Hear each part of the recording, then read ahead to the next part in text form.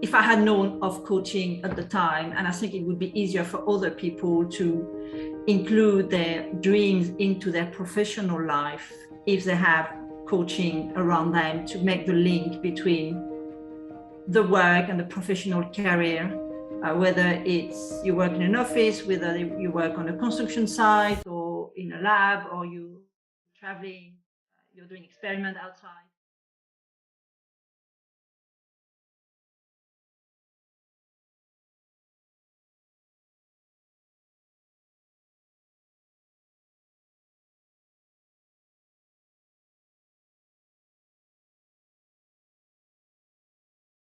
All right. So while we still have the participant pouring in and joining us for our conversation, let me share what is it that we're going to do this month and specifically today. So our theme for this month is challenging the status quo. And why we took this topic is because we think that coaching is an intervention which is not just for learning, but it's in a huge way an aid to challenging the status quo. It helps bring in the transformation necessary. And just before beginning the session today, I was having a little chit chat with Christelle, and Dr. Bill, you would also have the same experience. Just a few days back, we had a huge internet outage all across Canada. I don't know if you were affected, Dr. Bill. No. No? Oh, lucky you. Yep. And so, how countrywide, for entire 24 hours, there was no internet. And can you imagine how it would be? What sort of thoughts would have come to people's minds and how we would have all been struggling. And Christelle made a very important point. She said that we come from a generation who have lived considerable amount of life without internet. Like we grew up without internet. Internet came into our lives when we were pretty much adults and were getting to go into the workspace. And how we've sort of gotten used to of it. And this sudden disruption sort of brought into our awareness the status quo we've set ourselves into. So with this theme, we would like to discuss a little more about status quo and invoke and try to trigger certain questions in your awareness so that you can look into, where in your life you've set into a mold that you need to break out from. And for that, we have got today with us Christelle and Dr. Bill Hanson, who in their own respective way, who are both coaches, by the way, but their backgrounds are so unusual, which you don't hear in the coaching fraternity. So without talking much about it, I would like to hand on the space to both of you to take time and just tell us a little bit about yourself and what really got you into the coaching. Christelle, can we begin with you? Okay, thank you, Komal. So I've actually worked in the construction industry for 25 years. I worked in different positions, different countries, different type of construction project, in different languages too, and for different type of companies. And I liked it. The industry provided me with enough changes in the type of work I was doing in the location to keep my interest going for a while. Obviously, there were ups and downs, as for everybody. But I really got to a stage where it just wasn't enough for me anymore. I really needed a different type of change. I needed to go back to, I would say, my childhood dreams, some of them at least.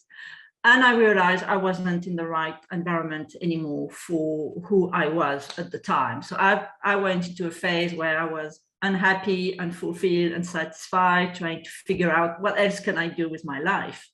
So I went on what I called an exploration journey. I watched, I read, I listened to, I spoke to people, I did different type of training.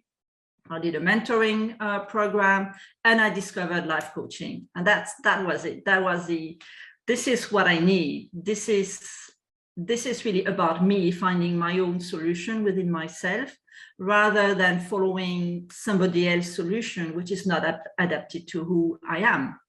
So I went to look for life coaches on the internet, and I didn't find anyone who had a background I could relate to. And that was very important to me because, as I said before, I wasn't in a good place at the time. So I wasn't ready to just keep trying different people just to see who I would connect with. I really wanted a connection from before doing the first call. So I decided to look at life coaching training for myself. You know, if I can't find anybody to support me, I'll try to support myself. And I really enjoy that life coaching training. I would say the key word that I like about life coaching, it's support, it's partnership, it's empowerment. And I just love those words. And that gave me the idea that there probably was a market for people like me. So people, more specifically women in construction, women in STEM, who needed a life coach, but who needed somebody who could relate to them. At least from the first approach, to make it easier to make the first step. And that's why I'm sort of specializing in empowering women in STEM and in construction to create the life and career they want. So that's a brief introduction of what I did for 25 years and how I got into coaching. Awesome. Thank you so much. Over to you, Dr. Bill. Thank you, Kamal. So my journey is pretty different in that veterinarians, as a rule, are we're all kind of like the MacGyver types, where we do it all. We take all that work on ourselves. And early on in my career, I think the norm was just, work hard, keep your head down, buy a business, grow a business, learn the business. So, you do everything: payroll, hiring, firing. Hopefully you don't have to do that very often, but leadership, all of these little skills that you learn along the way. And over a long career in a couple of hospitals, and, seeing, probably 30 or 40 doctors, sort of, you train them up, you move them out. Some of them went on to specialization, and, you start to get a real sense for the industry, and you start to really know how it ticks and how it works. But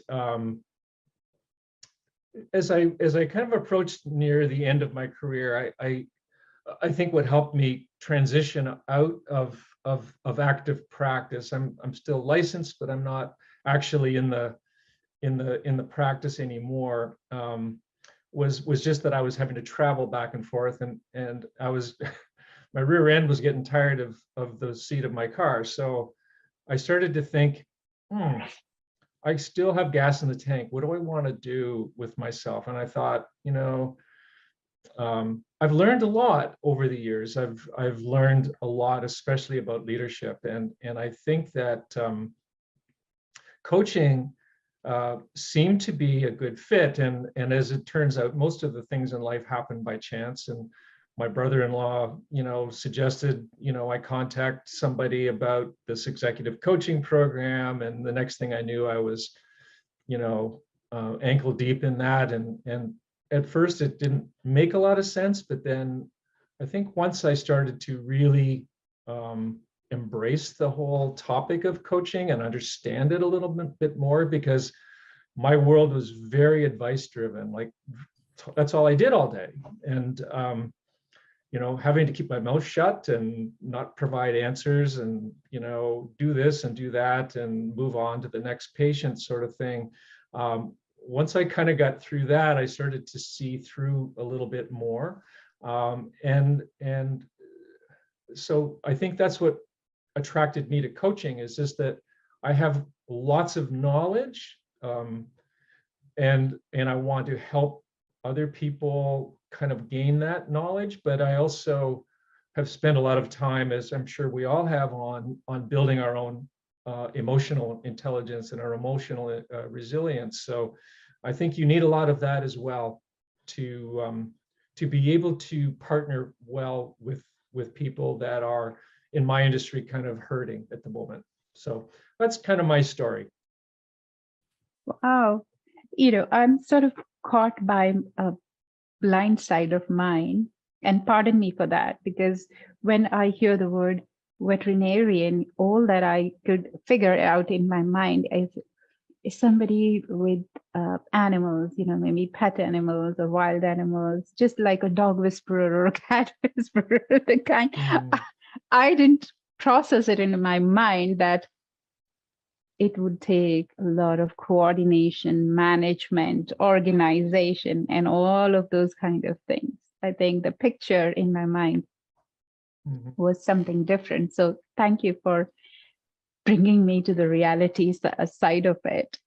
And so, there is such a similarity, like some personal notions, some personal urge within both of you got you into the side of coaching, right? So can we take a moment and just think back and share with us, like, when you got into coaching, and Dr. Bill, you've also touched upon some point in there, is that how did your introduction to coaching sort of made you look at what you've been doing so far, and what happened in that space in terms of a shift, and how was it? How was your experience? Was it easy, difficult, exciting, tormenting? Whoever would like to take this question first. I'm happy to go. Okay. I would say for me, it was discovering what I had been missing for a long time. I've always, from a very young age, I've always wanted to be independent of, financially, yes, but also to have my own mind, to sort of create my own path, to have different experiences, to meet different people, to travel the world. And I found it very hard because I am an introvert, I am a shy person, so I had to fight. There was an internal fight all the time. Do I dare to do that? Do I really want it enough to dare to do it? And it was hard for me to find support, because I even if I was to speak to other people, they would give me advice based on what they wanted, what worked for them, based on their own personality. It wasn't advice fitting to me, to what I wanted, to who I was. And so that's been a problem that I sort of identified, but I didn't know what to do with it. And when I found life coaching, it was like a shift in my mind. This is what I need. Yes, mentoring, yes, help is good from time to time. But what I want most is find my own ways. But knowing that thinking on my own self-reflection, at one point you go around in circle in your own mind. It's having that person who knows the type of question to ask based on what you say, not based on, oh, this is a list of good questions to ask, or they've heard those kind of something. So it's their question, but based on you. It always goes back to you as a coachee, and that's really what attracted me to life coaching. And I actually found it quite easy to train as a life coach. Obviously I still have to progress on it, and there's always a lot to learn. But I really felt connected to the process for myself and for others, if that answers your question. Yeah, I just have one follow-up question for you. Coming from the STEM and the construction industry and being exposed to a completely different environment, was there anything within you when you decided to be a coach that you had to remarkably shift and change? Yes, and the shift happened really because I was in that dark place, and I knew I had to do something about it. I knew that just shifting to another type of work in the industry probably wouldn't be enough for me. And I had done that in the past, so I knew what it was, and I wasn't particularly afraid of it, because I've had the experience. I just needed a bigger shift. And the problem was to find where to go and what it is I could do without having to start from the very bottom. And once I realized that the need for life coaching for people like me, who find it hard to find relatable coaches, somebody they can have a base connection with, that was a shift. Wonderful. Thank you. Dr. Bill. Well, a lot of what Christelle said so eloquently resonates with me. I think I call it the great unlearning for me. First of all, I'm also an introvert, and I got along great in my career because people brought their pets to me and so on. But I can recall being in class and, you know, feeling that trepidation as we went into breakout rooms. Oh my God, what am I going to say? And how am I going to know anything? And everybody's smart and they're working in corporate and I'm not, and et cetera, et cetera. And, you know, am I in the right program? I was in an executive coaching school and all the rest. But I think as time went on, I started to realize that there were aspects of myself that I thought I knew really well that I didn't, that I needed to learn about me. And what I was really pleasantly surprised with was the level of cooperation and collegiality that I found within the coaching world. Even, you know, people, you know, reaching out, wanting to help. And I wasn't used to that so much in my profession. We were all just a bunch of individuals, like, and I think that really helped. And I think it's just easier at this stage of my life, at least, to subtract things and get rid of things so that I've got a little bit more room to learn something new. And I felt a little bit like in Canada, we have like high school starts in grade 9 and you go in and you're like the person that doesn't really know much and you have no say about anything and you're feeling a little out of sorts. And then as you move up, you start to get that confidence. And I felt like that. And I thought, you know, do I really want to learn this? Is this so hard? I don't know. But I stuck with it.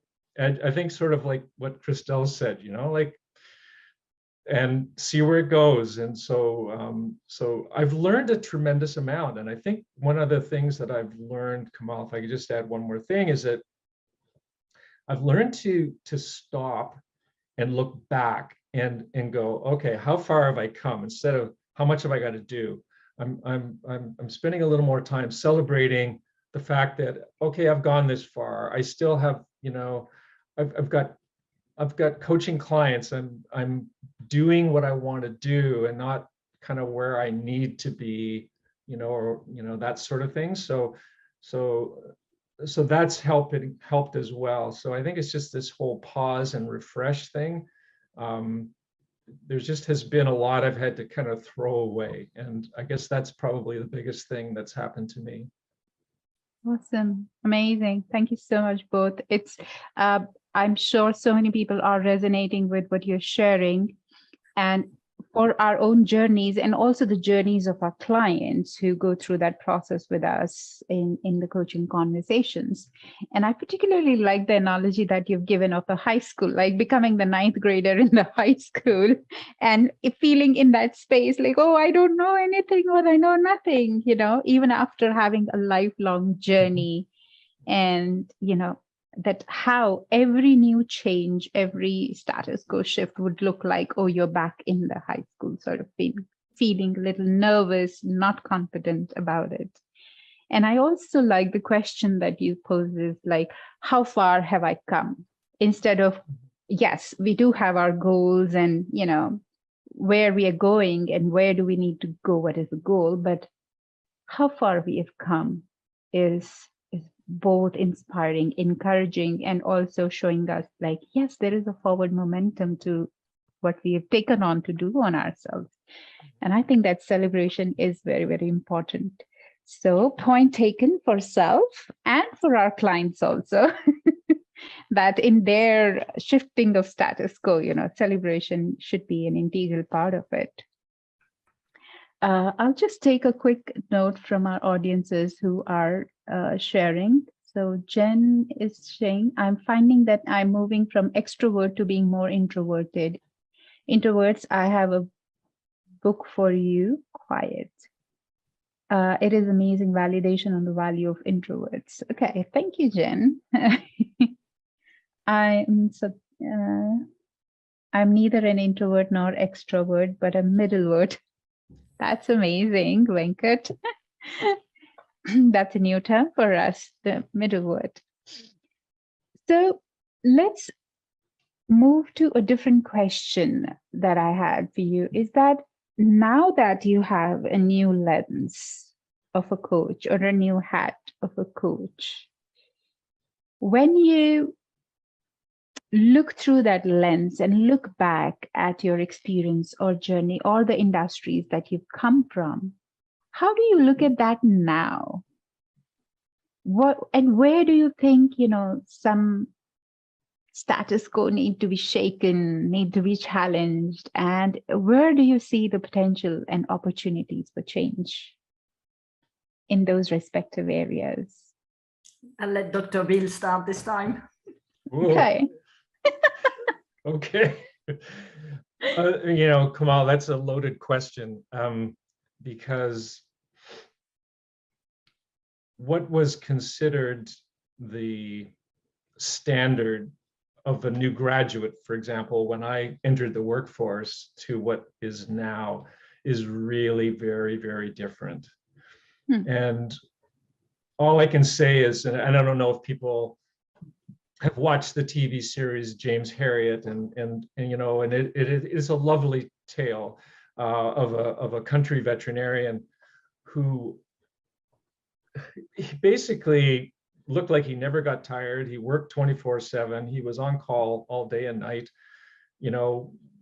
always answering to the whims of the clients that happen to knock on the door or whatever it is. And that whole kind of mindset of just being available and this is my job, this is my world, this is what I'm supposed to be doing,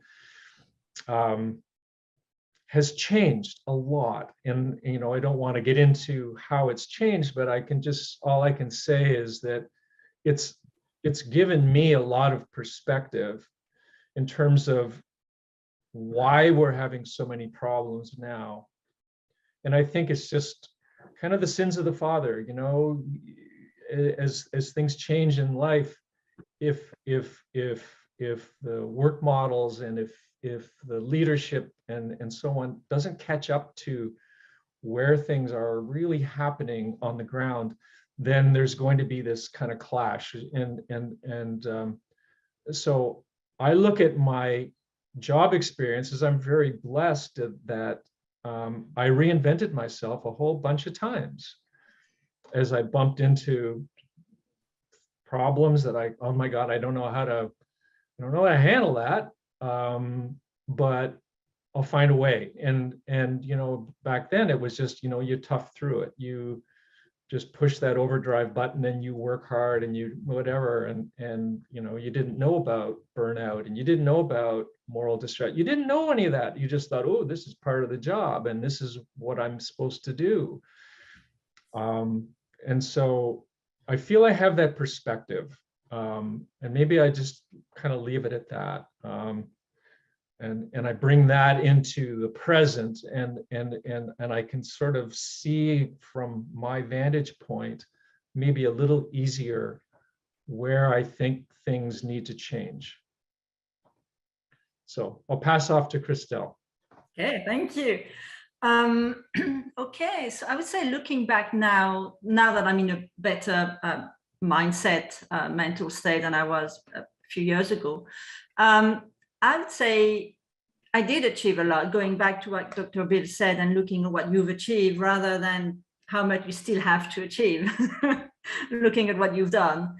And I realized, even though I choose to go into construction I followed a very practical elimination process when I had to decide what to study and what type of industry to get into. And I completely forgot put aside my childhood dreams of traveling the world and having different experiences. I realized that I actually did that through my experience. So it was still there somewhere, because I've worked in different countries, different positions, etc. That's how I ended up in Canada. But I think it would have been easier if I had known of coaching at the time. And I think it would be easier for other people to include their dreams into their professional life if they have coaching around them, to make the link between the work and the professional career, whether it's you work in an office, whether you work on a construction site or in a lab, or you're traveling, you're doing experiment outside. They're all structures that have kind of a way, that's the way we do things. And yet there's so many ways we could do it if we felt empowered really to try something new.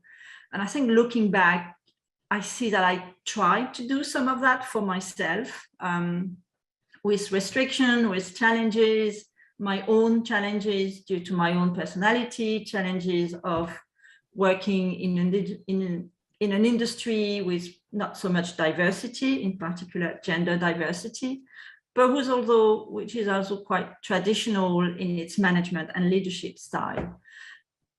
So looking back, yes, I did good, but I think coaching could bring so much more, could have brought me more, but could bring so much more to the people working now, especially the new generation who come in. I mean, some people have never worked in an office yet. I have never really had to wear work clothes. So there's the looking back and see what coaching could have brought me, could have brought other people, and what it could bring to the people, you know, in professional, in careers right now who don't work for themselves. Thank you. It's so interesting that both of you, when you are looking back from the current lens, and you've spoken about certain values, right? Like Christelle, picking up from you've said that, and if I heard it correct and if I understood it correct, is that the interlinking of the personal value, personal dream and aspirations with the work that you're doing, like how you can sort of align both of them. Had it been there in the beginning, then or what I also heard is that you did fulfill your personal values of travel, but you just didn't notice it, that yes, that's what I'm doing in the moment. There was that, and I think it was restricted. I did it when I really, really felt this is what I really, really need to do, and right. I will dare to take the step. It wasn't just one day I decided I'll resign and I'll go to Spain, learn Spanish and look for a job in Spain. It was a whole reflection process and a bit of preparation before doing that. And that is something I did, but it wasn't, it didn't happen in one day. There was a lot of reflection, and do I dare, do I not dare to do it? Do I want it enough to take the risk? So there was that permanent fight, which obviously makes it means that things happen over a longer period of time, and it's internal stress too, because you're constantly fighting in your head between what you want to do and the challenges, and it is stressful, it is tiring, but it's a success when you get through it. Whether you, I mean, I didn't end up working in Spain, I ended up working elsewhere, but going through the process was a success for me, but it took a lot of energy, a lot of time. Yeah. So it was a permanent, it was a constant, it's stress. Yeah. Yeah. Yeah. So the change happened, the transformation happened, but through a very, very stressful process, Yes. stressful journey. And if we sort of bring coaching in that mix, then it's less stressful, or maybe not a stressful journey, but more of a learning and exciting journey to go along through transformation. Yeah, that's how I would put it. Yeah. And Dr. Bill, there was a very interesting point that you said about, like, you said that, I just went through it. I hustled because I didn't know burnout. I didn't know all of those things. That was the way of life. And so today we know quite a lot about these terms of burnout and exhaustion and all of that. What would you say to that? In a way, not knowing all of that sort of worked for you. Sort of, yeah. Sort of. Yeah. I think to sort of go back, and this sort of also ties in with what Christelle is saying. Every time I needed to reinvent myself was one of those points where if I had a coach, I would have been able to connect my, as coaches, we use the meaning and the values and the purpose. I would have been able to reconnect, keep kind of those first and foremost in my life as I transitioned through those difficult times. And it's still a lot of work, but you're going through it with more mindfulness. And I think that was, I think when Christelle was talking, it made me think about that sometimes you go through things and you just kind of hustle through them and you just kind of get it done, but you lose that connection with the moment. It's like all of a sudden you're on the other side, you go, oh, good, I've got another problem, but that isn't bothering me so much anymore, and I figured it out, kind of. And you hope that you figured it out, or you hope you made a good decision, because the whole concept of coaching and the whole concept of self-help was just starting to really come aboard. But in my industry, it's still not very well established. But that's kind of what came to mind with that. It's a little bit of a continuation of Christelle's answer, but I kind of think it's relevant that all of these little moments in time, boy, would I have ever appreciated having that. I mean, yeah, you have people you talk to, you have the odd person that you can have as a mentor, but a coach is very different. It's just a whole different paradigm. I think I heard a coach once, and I don't remember her name. I think it was on an ICF webinar, who said that she saw coaching as she, as a coach, was walking along her coachee through their journey. So being along with them, and that goes back to support and partnering term rather than help.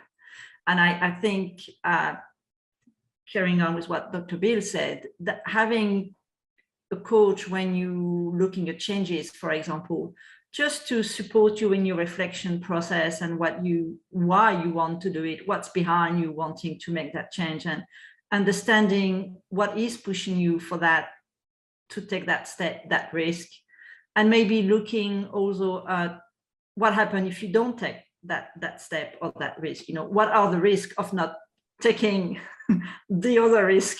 There's often something might happen in either way, good and bad. And just being able to reflect on that, having the right type of support that a friend may not be able to provide you with, because they want what's good for you. So they might push you with positivity or even toxic positivity, which is, I think, becoming a term now. that's not what you want. You want to stay in the reality. You want your own. You want to be able to reflect while going in direction that you wouldn't have thought of on your own. And you want to better understand the link between who you are and what it is you want to do and why on earth you want to do that. Thank you, Krista.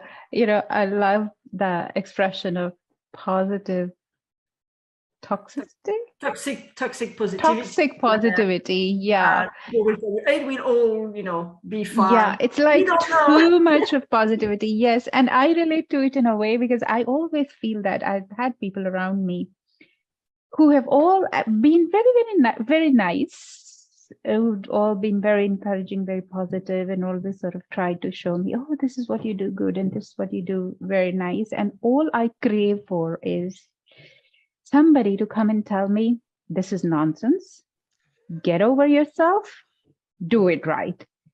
That is something that I haven't heard much from anybody around me. And sometimes, although it may sound like very rude and all, but I think sometimes we do need that realistic check for ourselves, because otherwise we don't know who we are in our shortcomings and our shortfalls. And I think sometimes that is what is required for the shift. That is what is required for the change. Like, you don't take yourself too seriously or too gradually, and you say that, oh yeah, I'm also human, I make mistakes.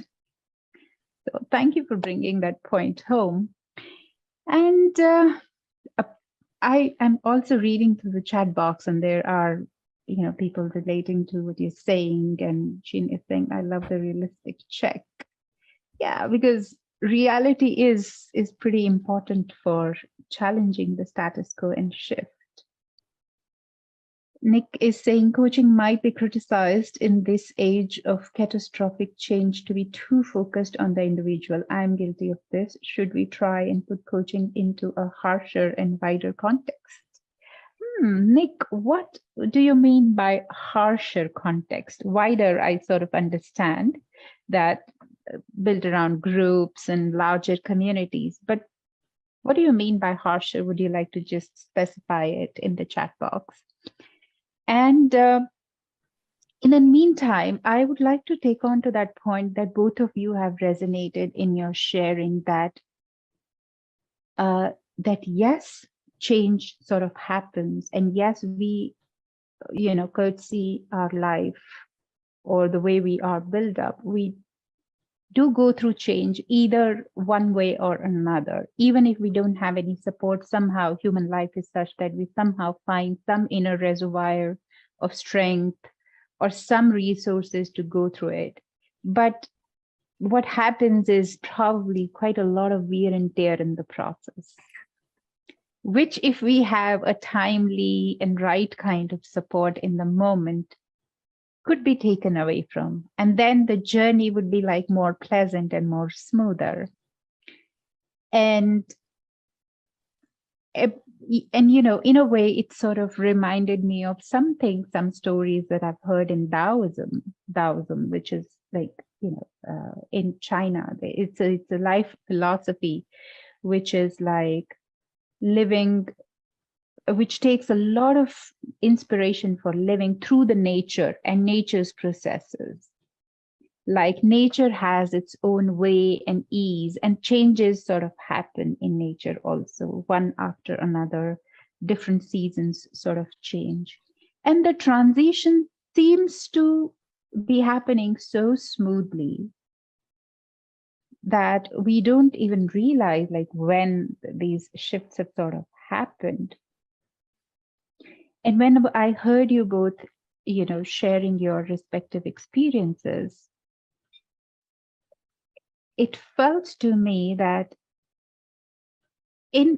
somehow, somewhere, we've sort of forgotten to shift that naturally, that there's a lot of that inner resistance that happens in us while we are moving and changing. So I want to bring us back to, again, this focusing on the status quo, like what really sets us, first of all, in a particular status? that we lose this malleability to shift and change. If you can just reflect from your own life journey and share a bit around that. I would say it has a lot to do with society's expectation at large, whether it's your family, the environment you grew up in, the work environment too, where there's an expected, if we take the work environment, for example, there's an expectation that you go up the ladder, and it's sort of there and it's not really questioned. And I know there's an expression that says something like, make sure you go up the right ladder. And I think it's what, it puts us on rails, really. That's the direction to go. That's what everybody does. And it's very, very hard to go off the rails, off the path most traveled. It's tiring. You have to have discussion with people. There's disagreement. You have to experiment because there's no one really showing you the way. The road is not paved. It's you're walking in the bush, and you have to create your own path. It is difficult. And do we want to have a difficult life? I mean, I think it goes back to what it is you want in life. I know, and I can only speak for myself. I've always wanted to do something different than the norm in my own means. It doesn't have to be something big. Not quite sure where that comes from, but it's always been in me, and I've always found it difficult to fit in existing groups, and I certainly wouldn't try to change myself just for the sake of fitting in. So you sort of fit in for some things, and then for other things you don't, and you try to balance it through your life, and you're more or less successful. It depends on the environment you're in. And I think it's what caused us to tend to follow the norm, because it's easier, it's less stress, it's less argument with the people we love, especially family and close friends. It's and yes, it's easier. Why take the difficult road when there's one already made in front of you, unless you just want the difficult road for the sake of it. It's so interesting. It's so interesting. You're saying, and I also sort of resonated with that we all crave to be different. We all crave to do something different, but we necessarily don't look at it in terms of difficult initially when we are aspiring. Mm-hmm. But choosing a different path may also mean that it's going to be difficult path too. And are we ready essentially for the difficulty? Because nobody says in their dreams that, I want a difficult life. We are different, our own unique, but difficult sort of comes along with it.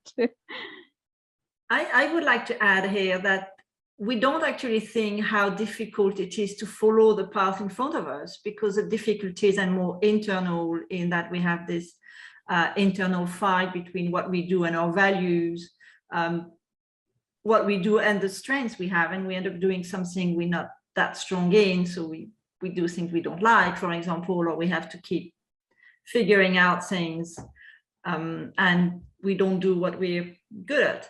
So we think of how difficult it is to follow a different road, to create your own road or your own path in the bush, for example.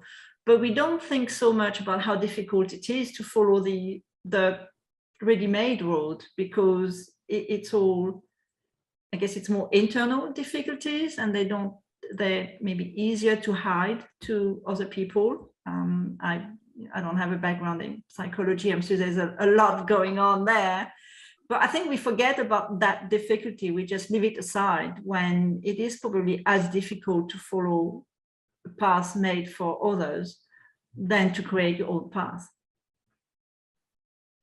I mean, interesting. Thank you for bringing that home, Christelle. Dr. Bill, over to you. Yeah, I know. I really like that road less traveled analogy, because I that really resonates with me as well. But when I think of the word status quo, I think of self-identity and comfort. And I think over a career, you kind of go, okay, I know how to do that. I know how to do that. I've done that. Know how to do that. Done. And then you sort of settle into that. Okay, maybe this is just the way it's supposed to be. And then some of us have that little voice talking to us saying, there's more, there's something more here. What are you missing? What's more? And that kind of goes back to the road less traveled. And I have learned, at least when I keep getting tapped on the shoulder enough times, and finally, I stumble and I haven't listened, I go back and I go, okay, what is it that's calling me? And I think for all of us to sort of be able to step out of your comfort zone and maybe into that great unknown, which to me was this, and I think as well with Christelle and probably also with you, Kamal, you're entering into a whole new world of discovery. And I think that's where life is. I think it's, life is well on the journey, just like when I was a young doctor, that was life. It was exciting and that's great, but just listening to yourself. And I think as you do a better job at that, you start to make those little incremental decisions that keep moving you forward, with the machete knife and that, carving out your own path. And then it's a lot of fun when you meet people that are also on that path with you. So kind of like being here today. Awesome. Actually, I'd like to add something that just came to my mind is we're talking about creating our own path, following the path, the road less traveled.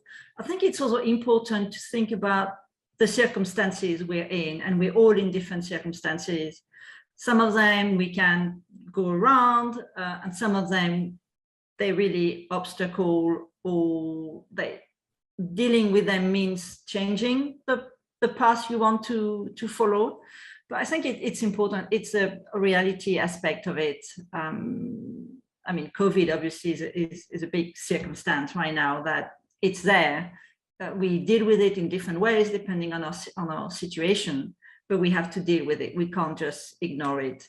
I'm thinking if you have a young child, if you have to look after a young child or somebody else, if you have certain responsibilities, financial responsibility, for example, you have to make decision. You can't, it's not just about what it is we want to do. We have to look at what's around us, what's our circumstances, which one we are willing to push aside and which ones we're not, because they are important and they may alter what we want to do or how we want to do it. I think it's important to keep that in mind. It's not just about a dream.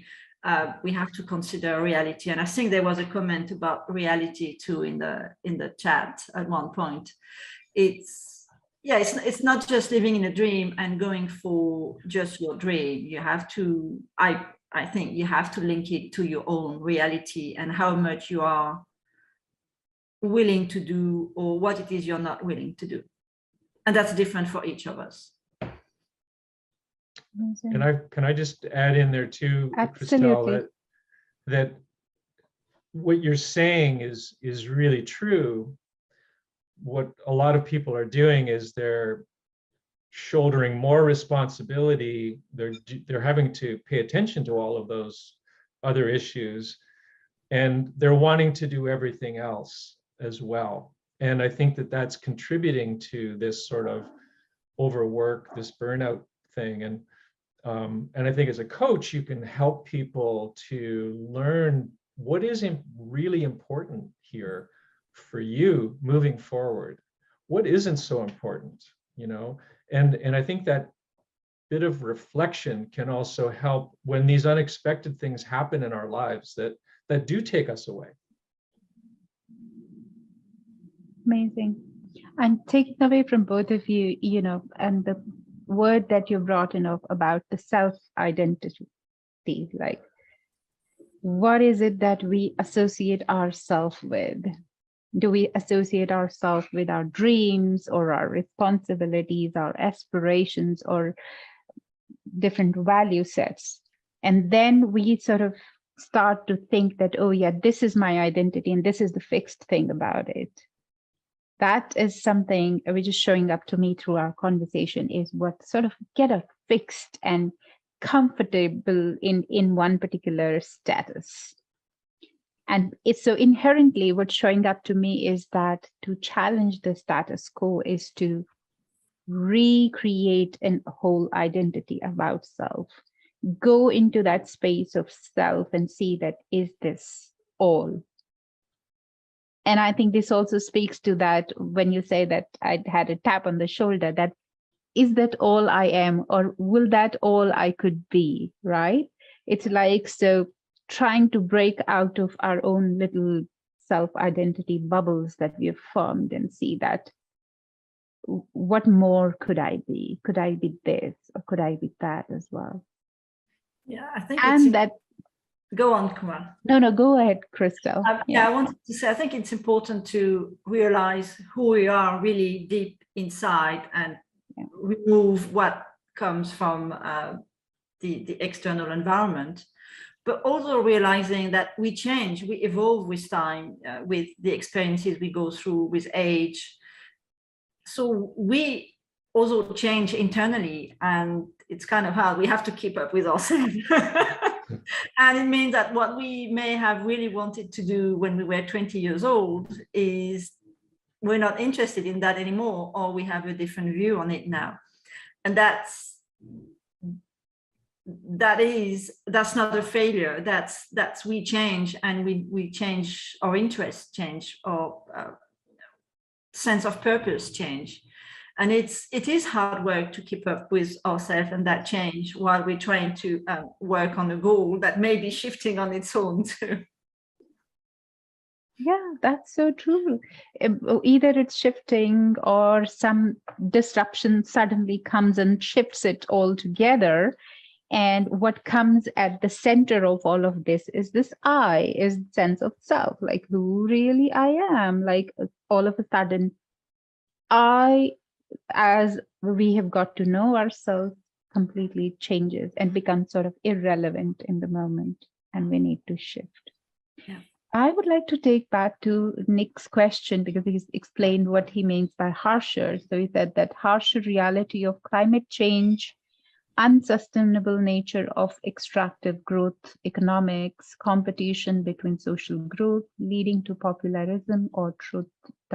Yes, absolutely. Thank you, Nick. And yeah, I think all of these questions are valid. And the way I look at all of these, what Nick calls as harsher realities, I would say just realities of the current lifetime. In the depth of all of these questions is also some way or some identity that we've sort of created around self. I think that all of the questions of climate change, the unsustainable nature of extractive growth economics, and all of these questions can be brought down to the level of I, like how we all individually and collectively have learned to see ourselves. And this take me to what you shared, Christelle, about the expectations. Like, what do I expect from myself as an individual, and what do we expect from each other collectively? What are these indicators with which we sort of identify self? Do we identify self with all kind of material growth and prosperity that somebody achieves? Do we celebrate, oh, somebody's own a big car or a big mansion? Then, of course, it directly leads to this unsustainable nature of extractive growth economics. Or are we really celebrating or appreciating, oh, this person is so kind, he did this for somebody or did that for somebody? what are our markers of identifying self with? I think all of these larger questions about our world today can be drilled down to the level of self. And Christelle, at the moment when you took it over, that's precisely what I was about to say, is that to know ourselves. So it basically comes down to the question of who really I am.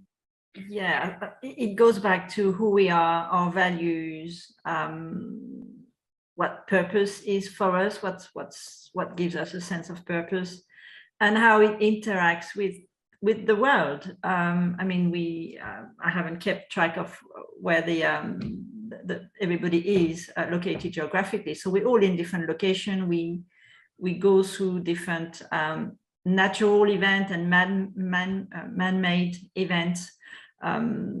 We are in different situations, so we deal with them in a different way, even if we are in the same place. So it's an interconnection, and it's not something I've been, thinking about or reflecting on a lot. I know there's a connection there, but I can't really develop on it. I don't know if Dr. Bill has a better explanation. The only thing I can say is that I think we all have a choice what we think about. And we really become what we think about. So if someone is passionate about climate change, is it a huge problem? Well, do what you can, but don't keep worrying about it. Like, do what you need to do to feel that sense of, okay, I'm doing my part, but then let the rest of it go, because some of these things like the weather, you can't control.